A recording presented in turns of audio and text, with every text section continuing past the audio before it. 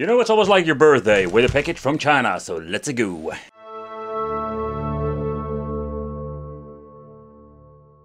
Hey guys, welcome back to the channel. It's awesome that you're tuning in. So in this video, we are going to take a close look at something really obscure that I've picked up secondhand. They call this thing the Mega Gun Power, the 180 in 1. It's quite a unique plug and play device. I have reviewed a lot of them, but this device, I think this is more going to become in my top 10 weird devices. Shoot action TV game. So the question remains, what are we going to get with these weird two controllers? The first thing I'm noticing when looking at the pictures, we see a lot of, let's say, familiar games. Think about Space Invaders, Pac-Man, but the first 4 games look like, I must say, Atari clone lookalike system. But when you're looking at the final one, you can see like this looks more like an 8-bit system with the Paperboy. That's quite interesting if you ask me. So over here we're going to get 118 classic arcade games, so no homebrew crap. Action shooters, 1 or 2 player can be played. Plugs directly into your television, battery operated, requires 4 times AA batteries, not included. Alright, so let's open it up and let's see what we're going to get in the inside. So first of all, we're going to get 2 weird looking controllers. So they call this the Mega Gun Power. So what you can do is like hold it like a light gun, because there is a clickish button here.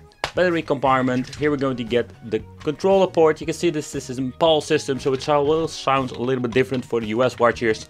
Horrible D-pad. The reset button, select start, AB, or better said like AB, AB. I'm guessing these are the turbo buttons. The second controller is super lightweight. It comes with a very long cable, but basically you can play with 2 players. Plug and play, action. Alright, so let's see what we're going to get. So here we're going to get some explanations, warning how to play. And here we can see like the game list. So the game list itself, let's do a quick overview. So Super Jack, Paperboy, Defender, Space, Donkey Kong 3, Gradius, Galaga, Arcanoid. You can see the first 10 games are quite familiar games. And I must say I have never seen something like this before. I don't know when it's made. We're going to do a teardown in this video if we can do, or if we even can open up this thing so we can find a way. Another piece of toilet paper. Let's put everything back in the box. Let's connect this thing to the television, because I just want to know, is it actually like licensed games on this? Because that would be naughty. We're familiar with the AliExpress stuff. They are like naughty all the way over there. But with a device like this, quite interesting if you ask me. By the way, another thing I just wanted to give you a quick look at. Here we're going to get the regular option, so we're going to get Tulip. But this thing has the SCART connection. Paul. Yep, and here we're also having the NTSC options. So they even made it for different regions. Quite interesting. Alright, so let's take a closer look at the connection. I already put the SCART cable in the television. Let's plug in the audio. It's going to be mono all the way. I will use an external 9V adapter simply because the internal battery compartment is completely destroyed. But it didn't destroy the system itself, so I'm very pleased with that. So let's get myself unplugged and let's see if the bloody thing even works. Alright, so everything has been connected. It's going to be one cable nightmare. Need some, come on, give me some more wire. Some more room, and let's turn it on, and hey, it seems to be working. So we'll give you a close up to the menu. Let's do a quick overview. I can already see that the image itself is super washed out. It's really bad quality. Oh man, I hope the camera picks it up, because the image is really bad. I have this zooming sound because of the bad signal output. Oh crap. Oh, and the clicky sound you hear is the freaking D-pad. It is awful. Warp, man. Lunar ball. So, oh man, sorry guys. So it's really hard to navigate through the menu, because sometimes you just go to the next page automatically because the D-pad's so bad. But it is filled with homebrew crap.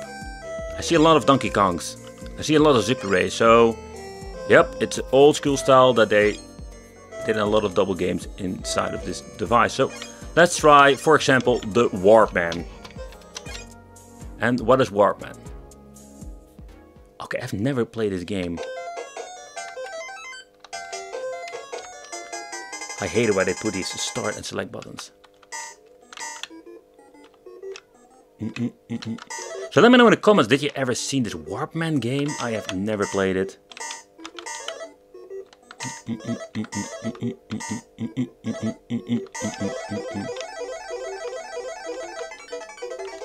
Yep, I just basically killed myself. Oh, that zooming sound is getting really bad now. But they're using Arkanoid. It's a little bit slow due to the PAL games are on this device, but oh man, they are so naughty. Naughty, naughty boy. I keep pressing the wrong button because the start is on basically on the A button position with a normal controller. No, I will. Damn it! So another familiar game we see a lot of these handhelds 8-bit is the Kung Fu game, but I think that the D-pad is working properly for this game. All the sound effects are here. That is something that always seem to be messing up with most of these Famicom clones. Oh. Ow. So but so far so good. Okay, so the thing that I noticed, I don't know if the camera picks it up, you have a lot of lines in the display itself. And that's just because it's so bad. Okay, so we're having actual toggle buttons, that's super convenient for this game. The colors are not that great. But I find it quite interesting that I have never seen a product like this having actually like 8-bit games.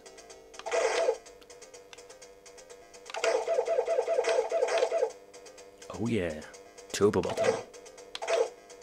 Let's see if we can finish the stage, come on. Smell my feet, baby!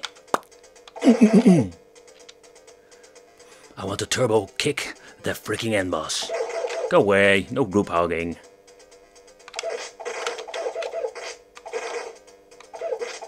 Oh, mission accomplished. No group hugging. Woo! Alright, so I find it a quite interesting piece of technology. So the shooting part is over here with the lens. Yeah guys, I'm sorry, I can't test it out because an LCD over here. So here just wanted to show you that the inside is completely destroyed. Maybe you can get some spare parts and fix it anyway. But I just wanted to open it up for you guys just to see how it looks in the inside. I find this a really interesting technology. Yeah, just piece of technology simply because I have never seen it before. This is not for sale on AliExpress or whatsoever, because I have reviewed many of these crappy products, but this, a shame about the signal quality because it's really bad. And I know, like, if you even going to connect it on a CRT, it will not get any better. It's such a shame, if you ask me. Holy crap, this screw is really deep in there. But and also the combination of a light gun and a controller, and then combine it with an N64 controller. I think it can get more wicked than that, if you ask me. Oh. Alright, so let's open it up. Oh man. So you can already see on the PCB quality this is really bad. Oh crap, everything is falling apart. Okay, so here we got all the membrane buttons. The micro switch for the back button seems to be over here. They're quite interesting concept. So there is only a piece of plastic over here that will control the clicky button over there. That is just like a micro switch I didn't see before. Like, quite interesting concept. All the rubbery membranes. Okay, I need to be very gentle. Okay, so this is the PCB that contains all of the parts, and I must say that, is it really old tech? Yep, it is. So when you're looking at it, the date over here, it says it is from 2000. So I can say that this device is over freaking more than 20 years old when making this video. It's quite interesting the way how they made it. There's nothing much to see because the chips are all covered with black blobs like always. The soldering, oh my gee, look at this. This is really bad soldering. Maybe this is the explanation why this thing is maybe having some issues, or is it just because it's a crap technology? But when you're looking in the inside, it's quite interesting. Okay guys, so this is what you're going to get with the Mega Gun Power. I find it a quite interesting piece of technology. I don't know if there are like collectors out there for these devices. I just love to review them and just to see how good or how bad or how unique or combination of these are, because some of them are really bad. Like this thing has quite some, let's say this thing is quite naughty and it got a lot of licensed games, and you're not going to tell me that it was licensed in 2000. Doesn't even matter. Find it interesting that you can use an extra controller and use this like a plug and play Famicom system.